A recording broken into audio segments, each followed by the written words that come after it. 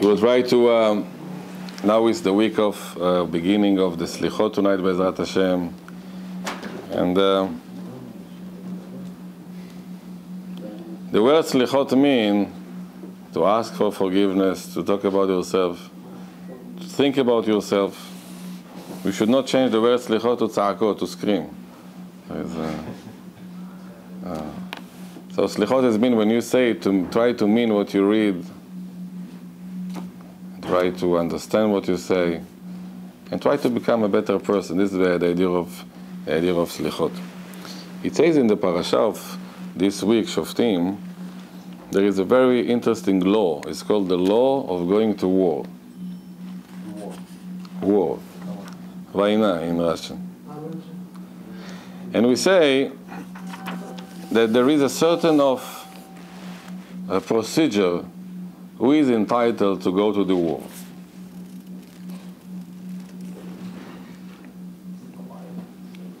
And this selection, this procedure is taken away by the Kohanim, the Kohen HaMashuach. And he comes and he's telling them, if somebody just got married for the first year, don't go to the war.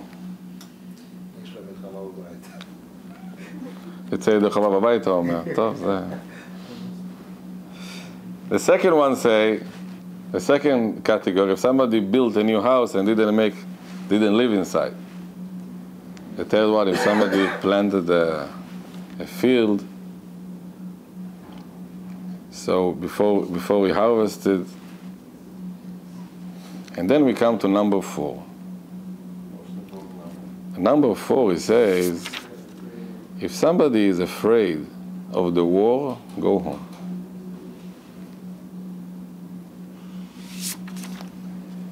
The Torah says like this, Mi haish hayareh v'rach halevav yelech v'yashov leveito. The reason of the Torah is very simple. If somebody is afraid, it's contagious. So you say, go home, stay home. The Gemara in Masechet Sotah brings a nice description about all this procedure, and there is a small question I would like to walk with this with you today. When the Kohen starts first the procedure, he starts with 2 words, Shema Yisrael. And the Gemara says, why say Shema Yisrael over here? Listen, Israel. Do we have to teach the Kohen how to speak? He wants to say Dobre Večer. No, you have to say Shema Yisrael.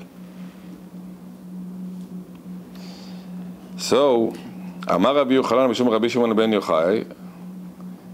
Rabbi Shimon ben Yochai, the one who wrote the Sefer HaZohar, he say, HaKadosh Baruch Hu told to Am Yisrael, if you just say Kriyat Shema in the morning, in the evening,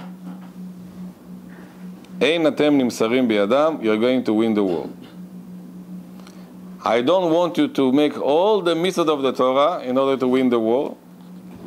If you just say Shema Yisrael, okay? Very good. So I say Shema Yisrael, every Jew says Shema Yisrael, of course in their time. So if they made a mistake here, a mistake there, Hashem say, don't worry. You are covered, you have policy insurance signed by HaKadosh Baruch Hu. Nachon? Wonderful. Then the Gemara is asking about these people that are so afraid. What is this fear? אז הוא אומר ככה,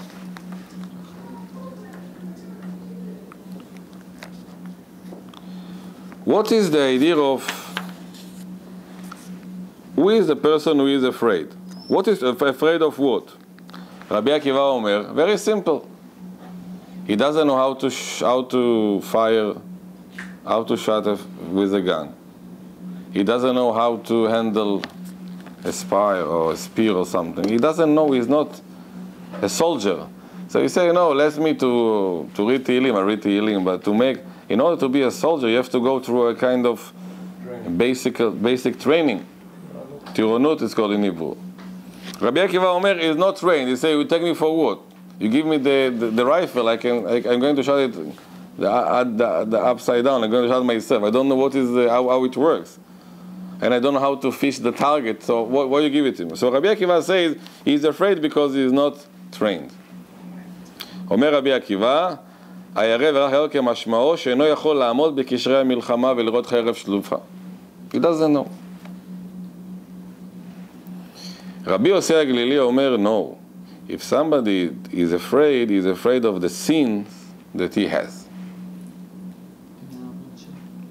אומרת הגמרא, which kind of sins? That he says that he is married to, he is a Kohen and he married a divorced woman. Or there was a Chalutza and she went to a Kohen. Or there was a Mamzera to Israel. He knows that he has a sin, that he did it purposely. So it has to have a sin, then he is afraid. Even though you say Shema Israel, you say, you know what, but you know, he won't accept it because I did willingly a sin. He did willingly a sin, and he lives with this. Rabbi Yossi הגלילי אומר, no. Rabbi Yossi הגלילי אומר, the one that is afraid of all kind of averot, all kind of sins.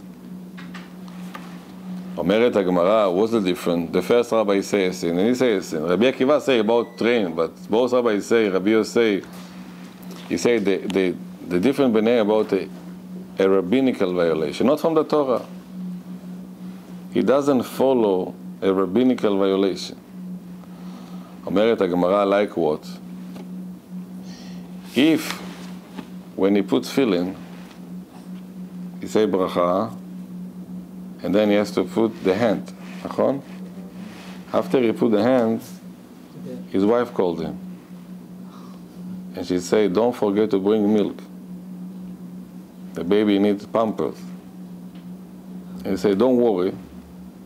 And then he put the head on the head. אומרת הגמרא, because he stopped before, in between, תפילין של יד ותפילין של ראש, הסך בין תפילה לתפילה, עבירה היא בידו וחוזר עליה מאורחי המלחמה. This already should be a sin to be considered not to go to the war. Did he put tefillin? Yes. Did he pray תפילת שחרית? Yes. Did he say תפילת 18? Yes. Did he say קריאת שמע? Yes. נכון? But because he spoke on the phone to his partner, to his wife, to somebody, because of this he's going to go back now to, he doesn't have to go to the war. It's a rabbinical, it looked to us very simple. He got rejected. Rejected. Whereas also 47 is such a big sakana, so anything small that you drive 200 miles an hour, a little bump in your wheel make a big... Yeah, but I have a different question. What Rabbi Akiva said, what Rabbi Shimon ben Yochai said before? He said Kriyat Shema in the morning, you are secure. Right. So my question, why to be afraid? Rabbi Shimon ben Yochai came and say, my friend, I tell you what I learned. If you say Kriyat Shema, just say Kriyat Shema. If you put tefillin, say Kriyat Shema afterwards, yes? We tell him, no. Don't go to war. I say, why not? Go to war. Because him saying it and him believing it is two different things. No, we say you have to say it. Shema, but not believe. He's trust into it because of his sins again. He's guiding him. He's making him reject it because he has this fear inside that he's living with. No, Rabbi Shimon ben Yochai says something very simple. If a person has avera, but he has the connection of Hashem through Shema Israel, he is covered in the war. Olam haba, will come angels, mishpat, suit. I'm not talking about it now. But in the war, he's protected. But according to here, we say because he spoke between tefillah, the tefillin, one tefillin to other, he doesn't have to go to war because he's under the risk. Doesn't have to, or they don't accept him? They don't accept him. So we can say different rabbi, different opinion, but let's try to maybe try to do something to learn from ourselves. What the Kohen is telling them, if somebody is afraid, not if somebody is a sinner. You understand the difference? He's afraid because he has sins. They're just putting it, I think, Oh, in a different era. now we'll teach you something. Usually people, they are afraid because they are afraid. Afraid of something. And then they're looking for the excuse. I have a classical question. The Bukharian ask me, my community asks me all the time. The Bukharian people have an old tradition from Russia. It's called the 40 days. It's called Chile. What does it mean? That if a person got married, for the first 40 days, you should not participate in another wedding.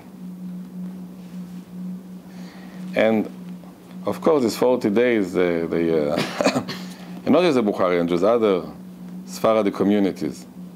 And it looks like not a Jewish custom. Somebody call me and ask me, Rabbi, can I go to a wedding? So if he doesn't ask me, I don't tell him no. But if he asks me, I tell him no, stay home. Why? Because there is a doubt over here. He has a doubt over here. And then, if something wrong happened, nothing to do with this. They're going to be family clashes and this, and the old women will come, and the grandmother, he came to my wedding and he closed my luck and she doesn't get pregnant, and they're going to make a whole mishaberach, and I have to work extra hours to make shalom bayit over there between the families, and to calm down two old women that they are, firm in their thoughts. It's something more difficult than even young couples to make shalom bayit. And then it's become a whole family tribe, to call it tribunal, two tribes against each other. And I had cases in my community, it was almost, like World War III. Because he came to my wedding during 40 days, and because of this, they couldn't have children, and all kind of beliefs. So you will tell me, are they afraid of the 40 days? Yes. No. They They are afraid. The 40 days is an excuse to be afraid. In their beliefs. That's exactly it. It's not Oh, so we say over here, if somebody is afraid of the sin, even if it's an easy small or a big one, it's irrelevant because he is already afraid. He's afraid. So who cares what he's afraid of? One of you sits over here, I won't say the name. It was like this, you see the phone over here? Not this one, but so I sitting in my office, and one of my students, he wants to speak to me. Suddenly I hear the phone ringing, and his wife is screaming, "You've come immediately." And he's like saying, "No problem." He takes his time. We wait. I told him, "Hey, she's screaming at the phone. Maybe something, according to the scream, you have to call 911. I heard for about 5 yards. I heard it, the screams." And he was so passive. And I was upset at him. I say, "Hey, she's calling for help." She said, "Yes, my wife doesn't like ants." Or tarakan or ants, a small one. So she saw an ant in the kitchen, and she told me, "If you don't come, I cannot go to the kitchen." And she was screaming. So it doesn't mean if you're afraid of a big man or a small ant. A fear is nothing to do with your common sense. It's with your heart. And this is something we have to be very careful. If you are afraid, you tell him, "Don't be afraid." You didn't tell him nothing. Because the fear doesn't come from your mind. It comes from the heart. Insecurity. It doesn't come from the mind. It comes from your heart. And therefore, it's very difficult to convince him that he is wrong. You tell him, "You see, this ant is such a small and such a big man." It doesn't mean anything. Because the fear has there are no limits. He's just afraid. So now we understand it. You say, why? It doesn't matter why he's afraid. But now he's in a position of a fear. And then we are losing him. Now it's contagious. Now it's contagious. Yes. But isn't it, fear is like a defense mechanism sometimes. It works towards good. Sometimes it saves your life. Because you fear something, you don't do it. And you save your life, your own life. Wonderful. Wonderful. You talk about a fear when a person with a common sense is afraid. It's wonderful. Emotional fear doesn't have no meaning. The Kohen tell him, "You say Shema Yisrael, you are protected." He say, "No, maybe, But that's common sense. No common sense over here. This is the problem. He's going to war. He's going to war. Hashem signed him a contract. What do you more than this? But if somebody is deaf, he doesn't have fear. But he has a vote. What? He has a vote. In the war, if you say Shema Yisrael in the morning, if you pray Shacharit ve'Arvit, you are protected. Olam Haba is a different issue. Right, so but he can go to war. What? He can go to a war. If he has no fear, he knows he has a vote. He does Shema Yisrael, but still. According to Rabbi Shimon, yes. Because it's more your emotional level than what you are doing really. Because you are deciding to be afraid or not, emotionally. Sometimes you say it's not in my hand, but then you forgive yourself for all the sins that you are doing. It's not in my hand, but now. Huh? Don't be afraid, I'll answer it. I try to answer. First of all, don't be afraid and be patient. This is one of the things, by the way, to be patient.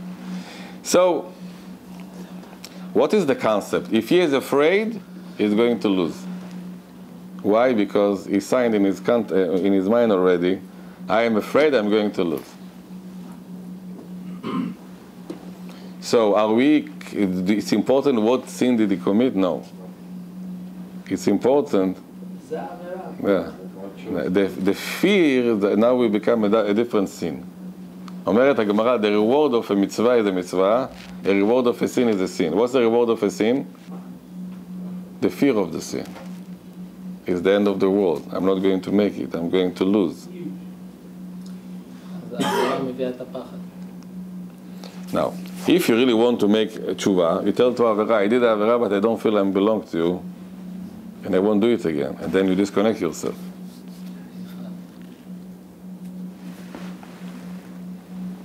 I told you once, somebody, now we're going to say, בסליחות, אשמנו, בגדנו, גזלנו, דיברנו, נכון? So, הרב עובדיה once says, שיהיה בריא, he says that if somebody just going to make it like this, it's like somebody that he has a whole bag of flour and it doesn't have space, so he wants to make more space to more averot, so we bang it to get more flour to come inside. So if you're just banging it, just like banging a flour bag, you don't make it the essence of slichot are not. Huh? So, but anyhow,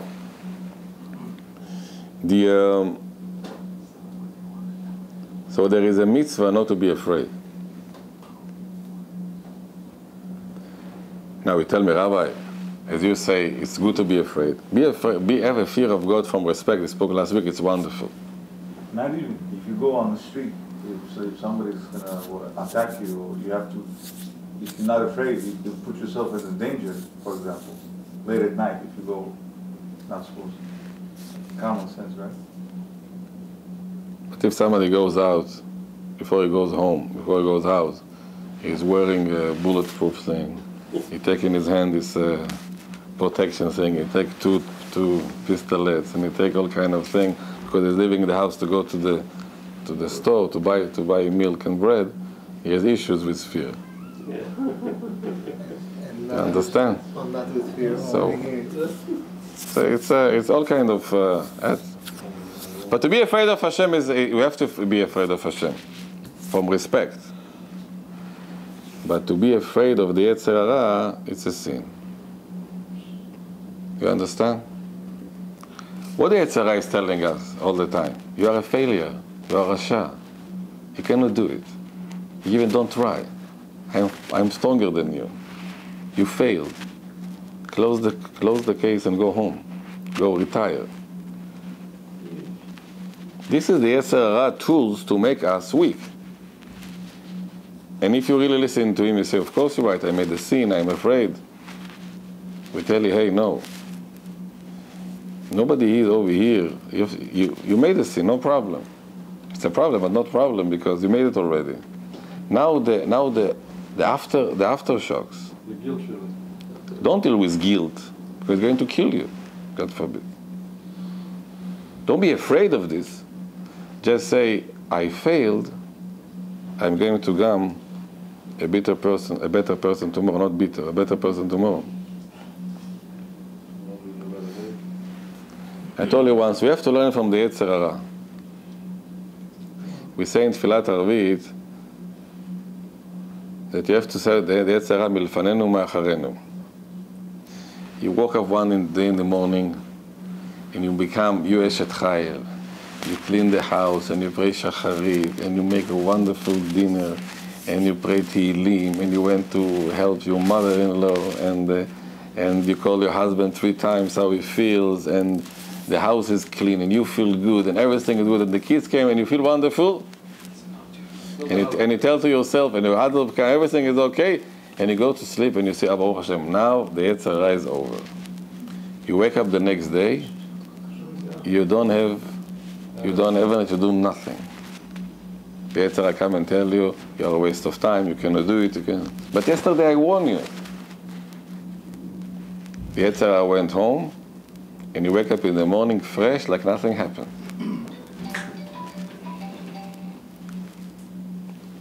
And we have to learn from the Yetzer Hara.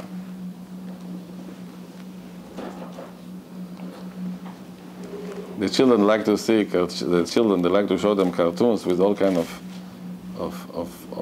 movies when they somebody attacking somebody else, so he's beating him and doing it, but then after 2 seconds is up again, like nothing happened. This is the Yetzer Hara.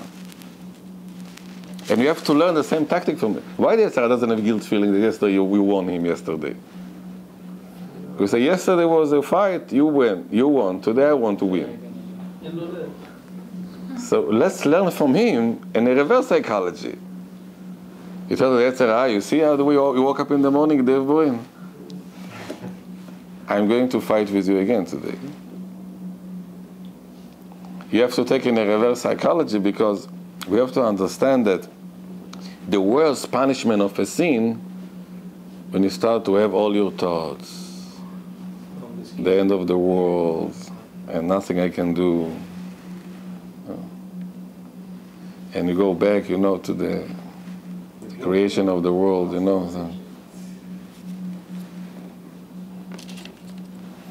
A sick person comes to the doctor, to a psychologist, he say, I want to speak to you. Can I tell you my problems? He says, can I start from the beginning? He say, yes. So he say, when I created the world, he said, okay. He said, okay.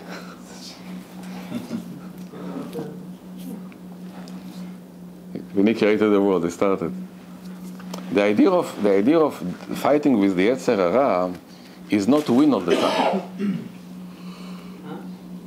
It's not to win all the time, it's to fight all the time. And you're going to lose sometimes. It's not important, because you are in a process of fighting. This is the key in our success in life. Sometimes you say, okay, I lost, so okay, it's the end. No, it's just the beginning. So you lost today, so what? So tomorrow you're going to start again.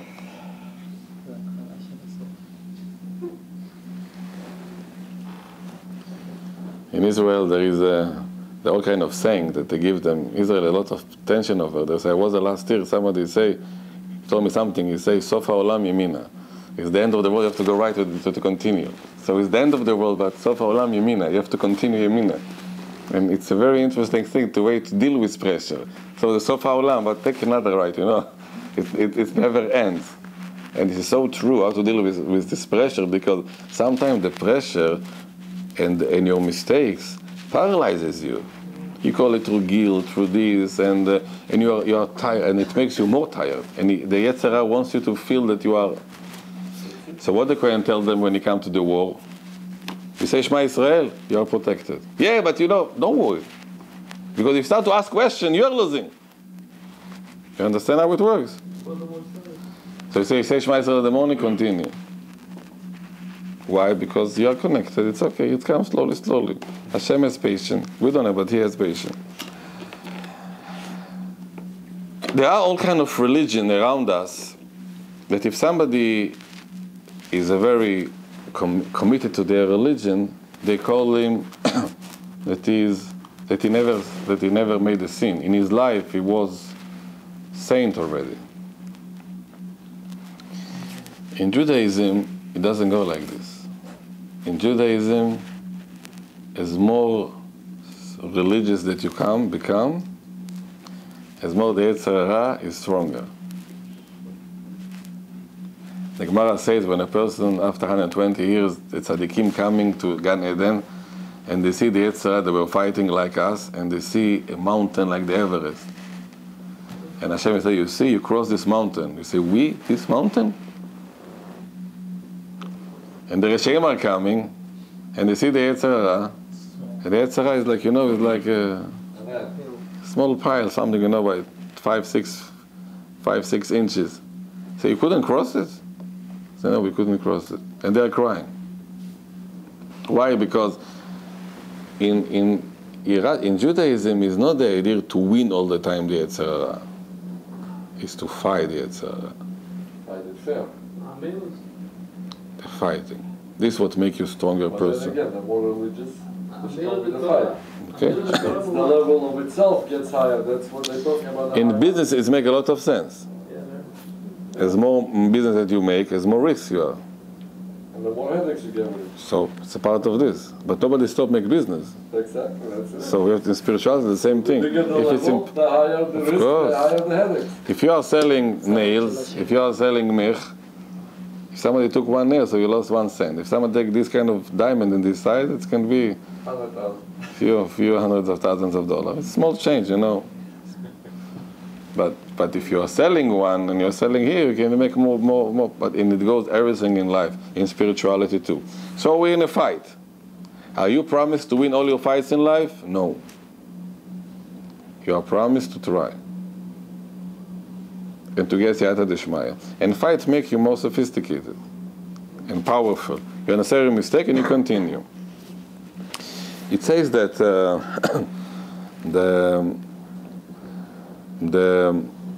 our world is called Olam Asiyah. It's all the time, and a human being like us is all the time going up and down. If somebody will tell you, Rabbi, whenever I pray, I feel wonderful. Whenever I pray, it's the same feeling. I have no up and no downs. Maybe 1 to 1,000,000. But 900. Most of the people that we know, they are going to up and down, and there is good days and better days and best days, and there are all kind of days, the whole collection. Sometimes you want to resign, somebody wants to regain, somebody wants to hire, but not rehire, and it's all over. And this is what life is all about. The only thing to know that it's a test that is going to make you stronger, and you have to continue. It says a wonderful pshat. כתוב, יעקב אבינו, וישב יעקב בארץ מגורי אביו. Yaakov Avinu, he ran away from Lavan, he came to Israel, he came to Shechem, and now we say, Baruch Hashem, now I can make living. אומר התורה, ביקש יעקב לשב בשלווה, מיד קפץ עליו וגזו של יוסף. Meaning, he wanted to live peacefully. Suddenly, Yosef was taken from him. So I saw a pshat of the one of the Magidim in Poland. The Rebbe Migrozhisk used to say, the Magid Migrozhisk, he says that ביקש יעקב לשב בשלווה. Yaakov wanted to be peaceful, so we asked Hashem, give me more tests to build me up. Not that he asked for peaceful. He asked the opposite. He asked, Ribono Shel Olam, I want peaceful in the next world. Over here there is no peace. Over here is a world of Asiyah, white, fighting, gaining, losing.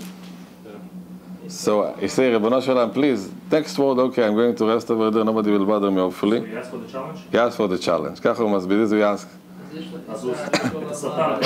He asked there, he said, Ribono Shel Olam, in this world, so I'm over here, you can say I'm over here, my father is next to me, there is enough over here. No, Ribono Shel Olam, we continue. So, of course, this is the drash of the pasuk, huh? He had 12 children to take care of, that was not enough for him? What? He had 12 children to take care of, that was enough for him? You would never understand, Lazar, what is the dealing with Lavan. His uncle.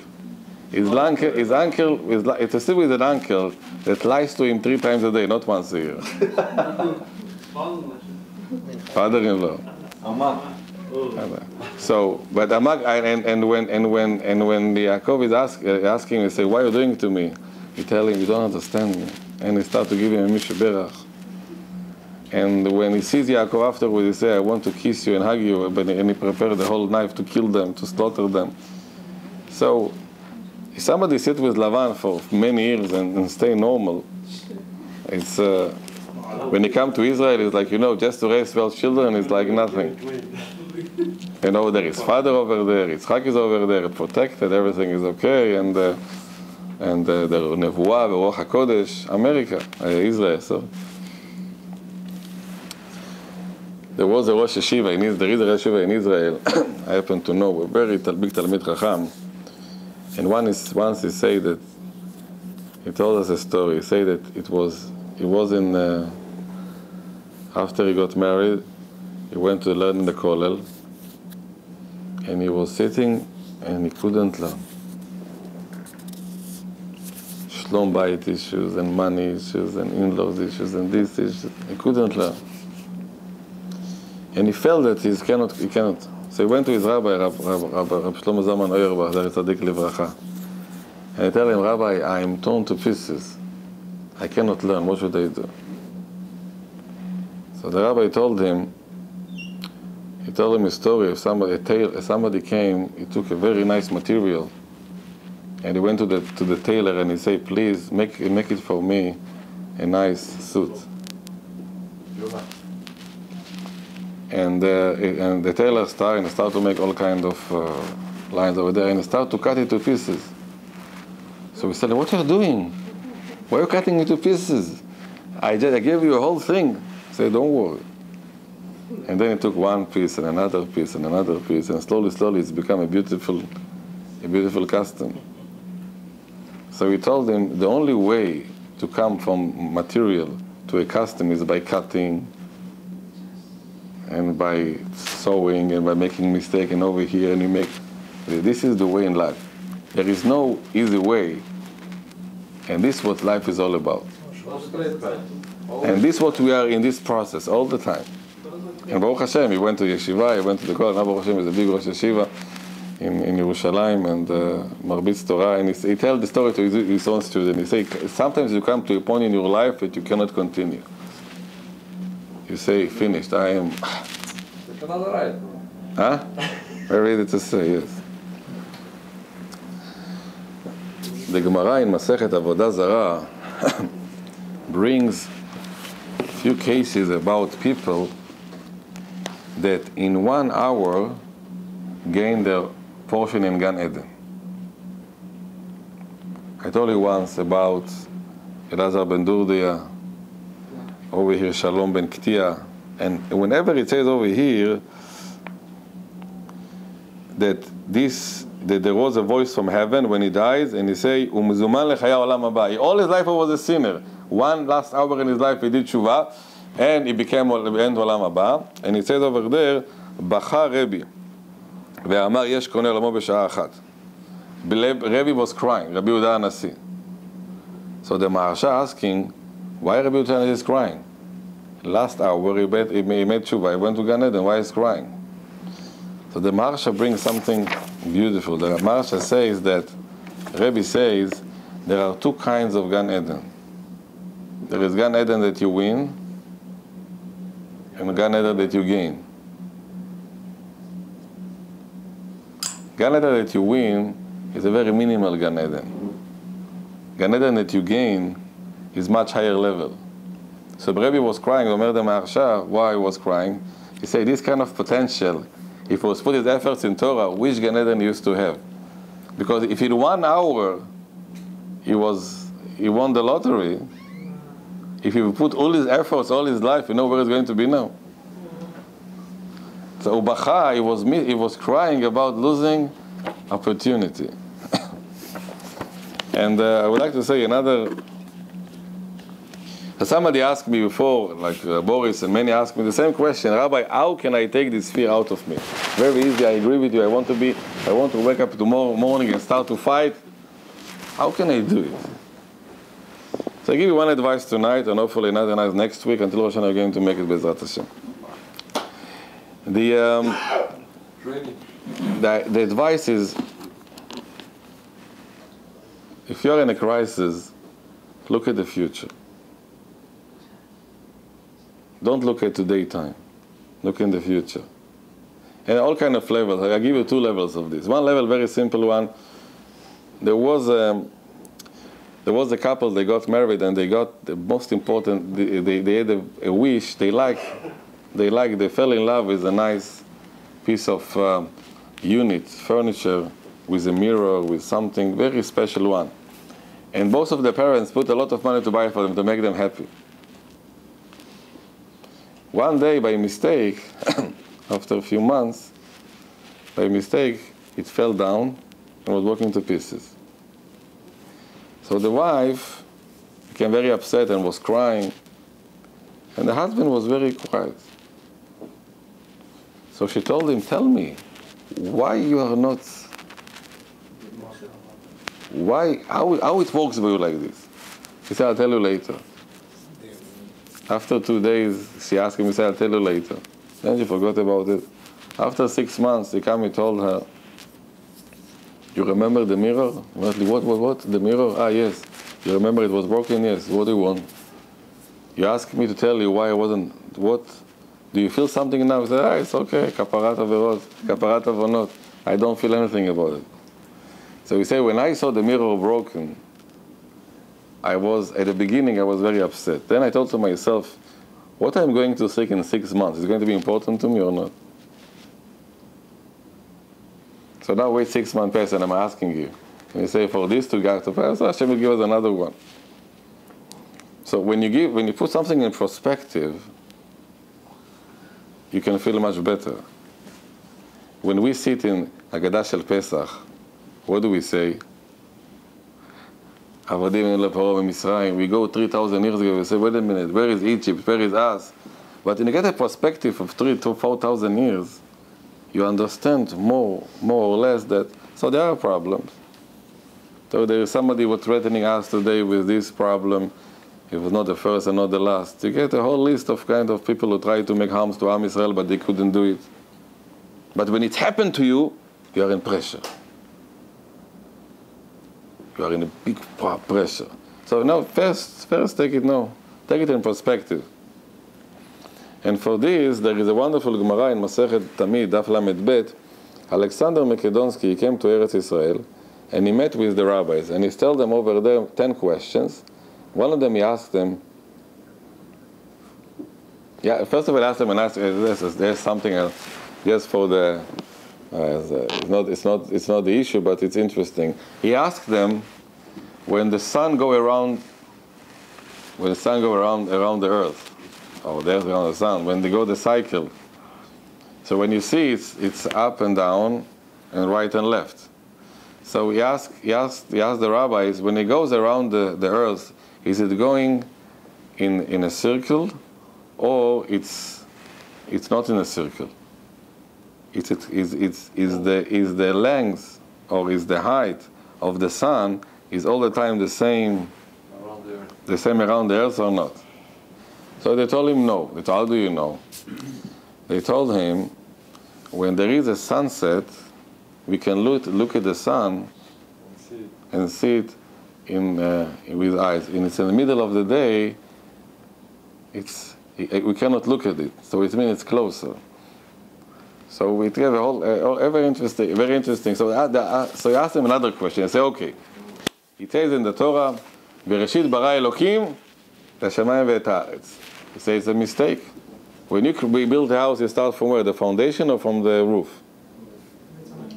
Foundation. So what is the foundation? The land. What is the roof? The sky.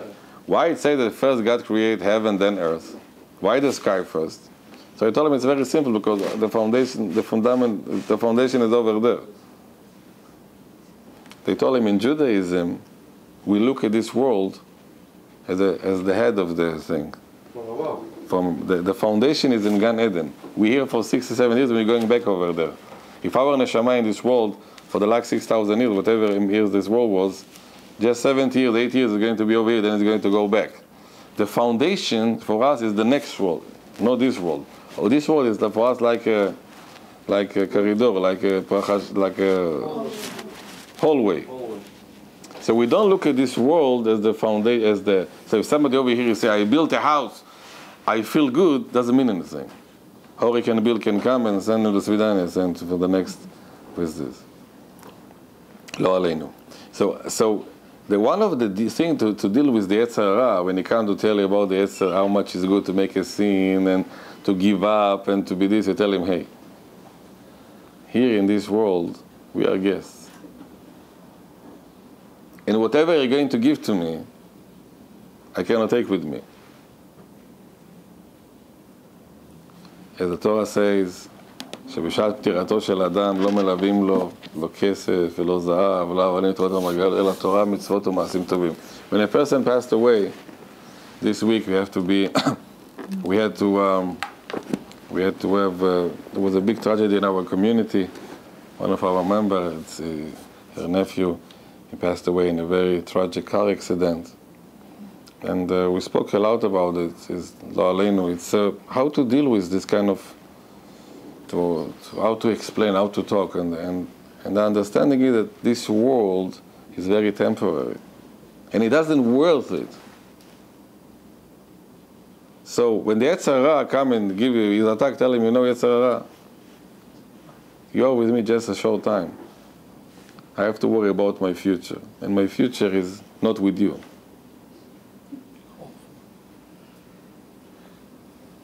So we're going to start in a few minutes, Slichot Be'ezrat Hashem, and I would like to give you, to all of us, this advice. Don't be afraid of the Yetzer Hara. You can be afraid of Hashem, true respect.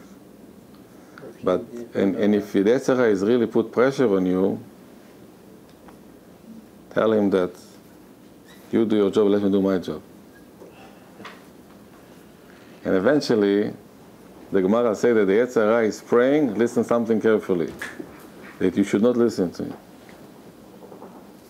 Because he's an angel too. השם יעזור לנו להתגבר על היצר הרע, לעזור בתשובה שלמה, זכו שאנחנו עדים על זה, וכן יהי רצון ונאמר אמן. רבי חנן